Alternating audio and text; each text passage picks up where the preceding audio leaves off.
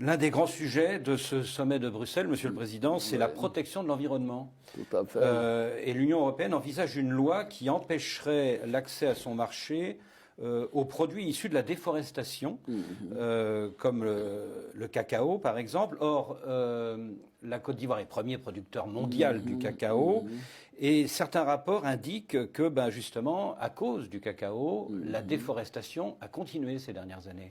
Vous savez, je pourrais faire un long développement là-dessus, mais je peux vous dire que ce n'est pas de l'intérêt de l'Union européenne. Vous savez, le monde est multipolaire aujourd'hui. Si les Européens ne veulent pas acheter notre cacao, il y a d'autres qui vont l'acheter. Si les Américains ne veulent pas acheter notre cacao, il y a d'autres qui pourront l'acheter. Alors, ce n'est pas en faisant des menaces, nous devons travailler ensemble à ce que le cacao soit durable. Voici des pays en Europe qui ont utilisé du charbon jusqu'il y a 30 ans. Voici des pays qui ont pollué le monde entier et maintenant on veut nous faire des leçons. Ah non, ce n'est pas acceptable.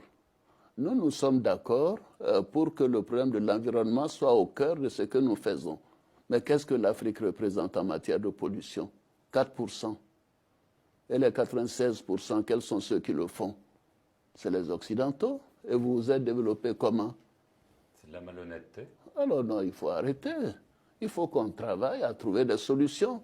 Vous savez, il faut qu'on se dise que nous avons une génération de chefs d'État, une jeunesse maintenant, qui connaissent ses responsabilités et qui estiment que nous ferons ce qui est bien pour nos pays, pour nos peuples. Nous ne voulons pas l'importation d'idéologie, ni de culture, ni de constitution, etc. C'est terminé ça.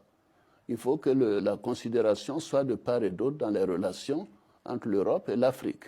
Tous ces engagements qui ne sont pas respectés, j'espère que cette fois-ci on va en parler. Il faut que les engagements soient respectés. Qu'est-ce que nous avons à faire avec toutes ces pollutions des érosions côtières? Qu'est-ce que nous avons avec toutes ces intempéries qui tuent des gens chez nous? Ce n'est pas nous qui créons les problèmes difficiles en matière de pollution.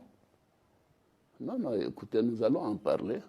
Nous espérons qu'il faut que les engagements, c'est très bien, mais il faut qu'il y ait des suites, il faut qu'il y ait des décaissements, il faut qu'il y ait le développement, il faut qu'il y ait le soutien financier et l'encadrement, etc.